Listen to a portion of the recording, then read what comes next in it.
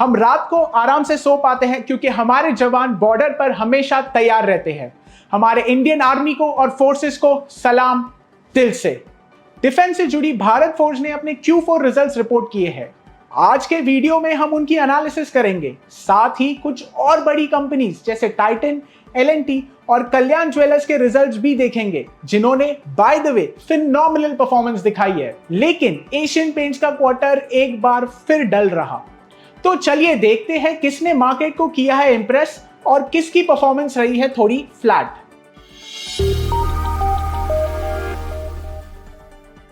Larsen and Toubro ने अपने Q4 FY25 के रिजल्ट्स रिपोर्ट किए हैं और स्टॉक लगभग 4% से ऊपर ट्रेड कर रहा है। I need not tell you that results बहुत ही स्ट्रॉन्ग रहे। L&T एशिया की सबसे बड़ी इंजीनियरिंग और कंस्ट्रक्शन कंपनीज में से एक है। ये company infrastructure, power plants, oil and gas और हेवी मशीनरीज जैसे कई सेक्टर्स में काम करती है। साथ ही इसकी ग्रुप कंपनीज टेक्नोलॉजी सर्विसेज और फाइनेंशियल सर्विसेज जैसे एरियाज में भी अपनी मजबूत प्रेजेंस बनाई हुई है। L&T का infrastructure project division financial year 25 के टोटल रेवेन्यू का सबसे बड़ा हिस्सा कंट्रीब्यूट करता है। इस डिवीजन के अंडर मेनली इंजीनियरिंग और कंस्ट्रक्शन से जुड़े काम आते हैं, जैसे building and factories, transportation infrastructure, heavy civil infrastructure, power transmission and distribution, water and effluent treatment, minerals and metals. ये डिवीजन कंपनी के कोर ऑपरेशन से एक स्ट्रॉन्ग पिलर है। L&T के रिजल्ट समझने से पहले ये दो इंपॉर्टेंट टर्म्स समझना बहुत ही जरूरी है। सबसे पहले ऑर्डर बुक। ये उन प्रोजेक्ट्स की टोटल वैल्यू है जो L&T जीत चुकी है पर अब भी पूरे नहीं हुए हैं। इससे फ्यूचर में कंपनी कितना काम मिलेगा ये पता चलता है। दूसरा ऑर्डर इनफ्लो। ये नए प्रोजेक्ट्स की वैल्यू है जो कंपनी एक क्वार्टर में जीतती है। इससे दिखता है कि कंपनी नए काम कितने अच्छे तरीके से ला रही है। L&T का बिजनेस काफी डाइवर्सिफाइड है across sectors, geographies and customers. इस डाइवर्सिफिकेशन का फायदा कंपनी के नंबर्स में भी दिखता है। कंसोलिडेटेड रेवेन्यू, EBITDA और पैट में ईयर ऑन ईयर 11%, 14% और 15% का ग्रोथ हुआ है। इस ग्रोथ के साथ EBITDA मार्जिन्स में 37 बेसिस पॉइंट की इंप्रूवमेंट भी शामिल है। इसके साथ कंपनी ने बैलेंस शीट हेल्थ को भी इंप्रूव किया है with strong cash flows and improvement in working capital as well as ROE। L&T का केपेक्स और working capital in absolute terms flat रहा despite strong growth in company's revenue. Working capital जो sales का 11% है, पिछले साल में 12% से थोड़ा कम हुआ है। इसका मतलब है कंपनी ने अपने वर्किंग कैपिटल को काफी एफिशिएंटली मैनेज किया है। अगर डोमेस्टिक वाटर प्रोजेक्ट्स ना होते तो ये और भी कम हो सकता था, अप्रॉक्सीमेट 8 to 9% के लेवल तक। ROE अब 16.3% है जो पिछले साल 15% से थोड़ा बेटर है। ये इंडिकेट करता है कि कंपनी अपने इक्विटी को अच्छे से यूज कर रही है और प्रॉफिटेबल हो रही है। कंपनी के ऑर्डर इनफ्लोस काफी अच्छे रहे हैं जो फ्यूचर ग्रोथ का स्ट्रॉन्ग सिग्नल है। अभी कंपनी के पास ₹5.8 ट्रिलियन का बैकलॉग है जो फाइनेंशियल ईयर 25 के कोर सेल्स का 3.1x है। इसका मतलब है कि कंपनी के पास काफी प्रोजेक्ट्स है जो आगे जाकर रेवेन्यू में कन्वर्ट हो सकते हैं। ₹19 ट्रिलियन का पाइपलाइन प्रोस्पेक्ट्स भी है जो फ्यूचर में एक नए प्रोजेक्ट्स की उम्मीद दिखाता है। ये growth mainly hydrocarbons, power transmission and distribution projects और मेटल्स एंड मिनरल सेक्टर में भी आएगी, जो इंडिया और मिडिल ईस्ट मार्केट में फोकस करेगी। L&T ने Q4 FY25 में काफी स्ट्रॉन्ग परफॉर्मेंस दी है। कंपनीज की इंजीनियरिंग और मैन्युफैक्चरिंग कैपेबिलिटीज काफी डाइवर्सिफाइड है जो मल्टीपल सेक्टर्स, ज्योग्राफीज और कस्टमर्स को कवर करती है और उसके बेनिफिट इस क्वार्टर में कंपनी को हुए हैं। L&T को बेटर प्रोक्योरमेंट और सिलेक्टिव बिडिंग का फायदा हो रहा है जो मार्जिन इंप्रूवमेंट्स में भी मदद करेगा। कंपनी चाइना से प्रोक्योरमेंट को बढ़ा रही है और एग्जीक्यूशन पर फोकस कर रही है जो फिक्स्ड कॉस्ट में कम करेगा। मैनेजमेंट ने मार्जिन गाइडेंस दी है जो year on year 20 basis point से इंप्रूवमेंट के साथ 8.5% मार्जिन हो सकता है। मैनेजमेंट ने बताया कि फाइनेंशियल ईयर FY26 के लिए 19 ट्रिलियन का पाइपलाइन है जो फाइनेंशियल ईयर 25 में ₹12.1 ट्रिलियन का था। ये स्ट्रॉन्ग ऑर्डर इनफ्लो की विजिबिलिटी दिखाता है, लेकिन एग्जीक्यूशन स्लो होना और ऑर्डर इनफ्लो में डिले ज्योग्राफिकल टेंशन की वजह से, बट ये अब भी शॉर्ट टर्म है। ओवरऑल L&T का पाइपलाइन स्ट्रॉन्ग है, मार्जिन इंप्रूवमेंट के लिए अच्छे स्टेप्स लिए जा रहे हैं, लेकिन ज्योग्राफिकल टेंशंस और एग्जीक्यूशन डिलेस को मैनेज करना होगा।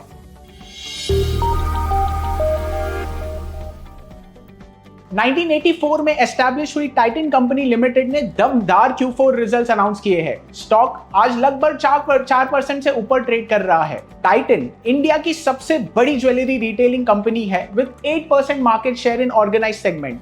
कंपनी सिर्फ ज्वेलरी ही नहीं बल्कि फैशन एसेसरीज जैसे वॉचेस और आईवेयर की रिटेलिंग में भी एक्टिव है। क्योंकि टाइटन का टोटल रेवेन्यू में सबसे बड़ा हिस्सा ज्वेलरी सेगमेंट का है, इसलिए हम मेनली इस डिवीजन के सेगमेंट को ही एनालाइज करेंगे। डोमेस्टिक ज्वेलरी डिवीजन ने स्ट्रॉन्ग परफॉर्मेंस दिखाया है जिसमें 25% ईयर ऑन ईयर ग्रोथ हुई है। इसकी वजह से कंपनी का ओवरऑल रेवेन्यू भी 19% ईयर ऑन ईयर ग्रो हुआ है। ये ग्रोथ कंपनी के बिजनेस अपडेट के अकॉर्डिंग ही रही है। इस ग्रोथ के पीछे दो मेन रीजंस थे, हाई गोल्ड प्राइसेस और healthy same store growth. Domestic jewellery division में मार्जिन थोड़े गिरे क्योंकि क्वार्टर के दौरान प्रोडक्ट मिक्स थोड़ा एडवर्स रहा। स्टडेड ज्वेलरी का share 300 basis point year on year से गिरकर 30% पर आ गया। ये मेनली इसलिए हुआ क्योंकि गोल्ड ज्वेलरी और गोल्ड कॉइन्स की ग्रोथ ज्यादा रही जो कंपैरेटिवली लोअर मार्जिन प्रोडक्ट्स होते हैं।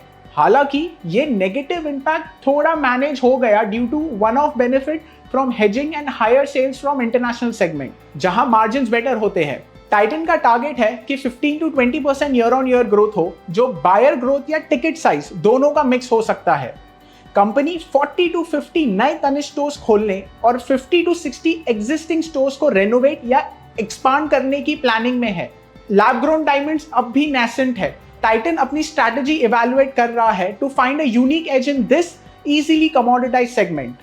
गोल्ड सेगमेंट में कंपटीशन स्टेबल है लेकिन मेकिंग चार्जेस पर प्रेशर अब भी हाई है। गोल्ड प्राइसेस में अनसर्टेनिटी के चलते मैनेजमेंट ने ज्वेलरी का EBIT मार्जिन गाइडेंस 11 to 11.5% पर ही रखा है।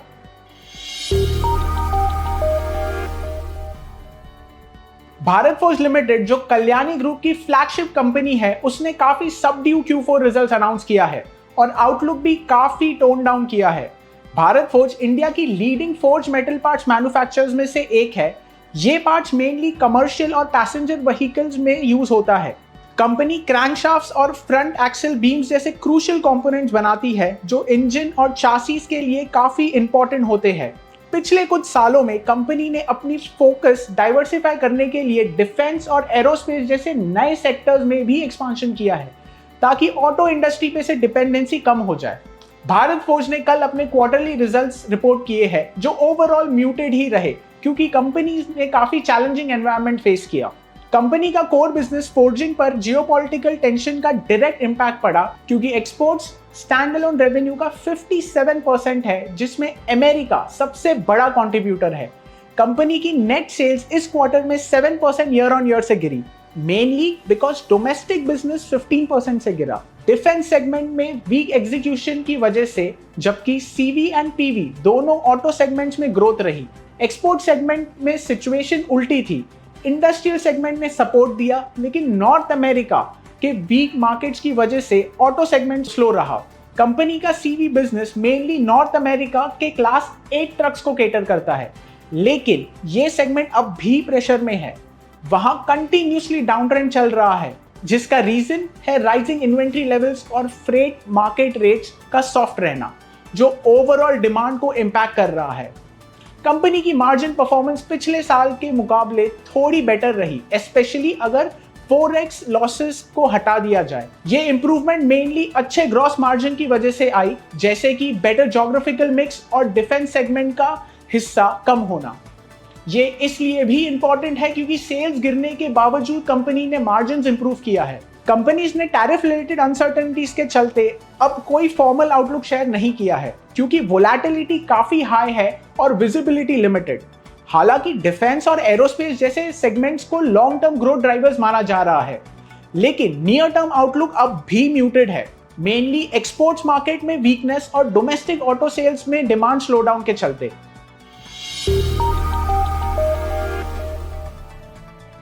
कल्याण ज्वेलर्स ने कल अपने रिजल्ट अनाउंस किए जो काफी स्ट्रॉन्ग और एंकरेजिंग थे। रेवेन्यू ग्रोथ काफी अच्छी रही driven by strong same store sales growth of 21% year on year in Q4 जिसमें नॉन साउथ मार्केट्स ने साउथ इंडियन मार्केट्स को थोड़ा आउट परफॉर्म किया। ये growth festival demand Akshaya Tritiya और वेडिंग सीजन की वजह से थी। नॉन साउथ रेवेन्यू का शेयर अब 53% हो गया है, जो कंपनी का सक्सेसफुल ज्योग्राफिकल डाइवर्सिफिकेशन को दिखाता है। कस्टमर एक्विजिशन हेल्दी रही, जहां पर न्यू बायर्स ने इंडिया में 36% सेल्स कंट्रीब्यूट किया। स्टडेड ज्वेलरी का कंट्रीब्यूशन इंडिया बिजनेस में 31% हो गया है, जो हाई गोल्ड प्राइसेस के वजह से हो रहा है, जो कस्टमर्स को lower weight higher margin studded jewellery की तरफ पुश कर रहा है। ग्रॉस मार्जिन्स थोड़ी डिक्लाइन हुए कंसोलिडेटेड लेवल पर, जो वन टाइम इन्वेंट्री लॉस की वजह से थी, गोल्ड प्राइसेस का हाई होना और फोकस स्टोर्स के ग्रोइंग कंट्रीब्यूशन की वजह से। इसका इंपैक्ट EBITDA मार्जिन्स पर भी पड़ा, जो स्लाइटली ऑफसेट हुआ हायर ऑपरेटिंग एफिशिएंसी से। कंपनी ने अपना फ्रेंचाइजी मॉडल सक्सेसफुली स्केल किया है, जो एसेट लाइट होने के कारण कैश फ्लो स्ट्रॉन्ग बनाता है और डेट कम करता है। नॉन साउथ मार्केट में एक्सपांशन से स्टडेड ज्वेलरी का शेयर बढ़ रहा है, जो मार्जिन्स को इंप्रूव कर रहा है। साथ ही मिडिल ईस्ट और यूएस में भी कंपनी मोमेंटम ले रही है। Overall strong growth, better profitability और ग्लोबल प्रेजेंस के चलते कल्याण की FY26 की परफॉर्मेंस भी स्ट्रॉन्ग रहने की उम्मीद है। एशियन पेंट, जो इंडिया का सबसे बड़ा पेंट मैन्युफैक्चरर है, उसने अपने रिजल्ट्स रिपोर्ट किए हैं और ये 5वीं बार है जब कंपनी ने डिसअपॉइंट किया है। Q4 और पूरे साल के लिए रेवेन्यू 4.3% से गिरा है और EBITDA भी डबल डिजिट से डाउन गया है। डेकोरेटिव पेंट सेगमेंट में अर्बन डिमांड काफी स्लगिश रही, जिसने ओवरऑल ग्रोथ को ड्रैग किया। रूरल एरियाज में भी थोड़ी रिकवरी दिखाई दे रही है, लेकिन ये अर्बन स्लो डाउन को कवर नहीं कर पा रहा है। इंडस्ट्रियल पेंट्स में भी हालत कुछ खास नहीं है। कंस्ट्रक्शन एक्टिविटी स्लो है, रेनोवेशन स्पेंडिंग कम हो गया है और B2B सेगमेंट ने भी एक्सपेक्टेशंस के नीचे परफॉर्म किया है। होम डेकोर बिजनेस भी काफी वीक रहा। किचन सेगमेंट बिल्कुल फ्लैट रहा। बाथवेयर में सिंगल डिजिट ग्रोथ हुई और वेदर सील में डिमांड कम होने के कारण मिनिमल ग्रोथ देखने मिली। ये पुअर परफॉर्मेंस ओवरऑल रिजल्ट पर और प्रेशर डाल रहा है। एशियन पेंट्स का Q4 में EBITDA 15% से गिरा और नेट प्रॉफिट 31% तक डाउन गया। ग्रॉस मार्जिन स्टेबल रहे क्योंकि इनपुट कॉस्ट कम थे, लेकिन EBITDA मार्जिन्स में तेजी से गिरावट आई। इसका रीजन था बढ़ते हुए कंपटीशन और उसके साथ चलते सेलिंग और मार्केटिंग स्पेंड्स में जबरदस्त इंक्रीज। मैनेजमेंट डिमांड रिकवरी को लेकर कॉशियस है क्योंकि इन्फ्लेशन का प्रेशर अब भी बना हुआ है। Raw material deflation, better procurement और बैकवर्ड इंटीग्रेशन के साथ कंपनी अपनी मार्केटिंग एफर्ट्स बढ़ाने की प्लानिंग कर रही है, ताकि कंपटीशन के साथ पेस बनाए रखे, चाहे वो ब्रांडिंग हो, प्रमोशंस या प्राइसिंग ऑफर्स हो। फाइनेंशियल ईयर 26 के लिए कंपनी का टारगेट है सिंगल डिजिट वैल्यू ग्रोथ और 18 to 20% EBITDA मार्जिन्स।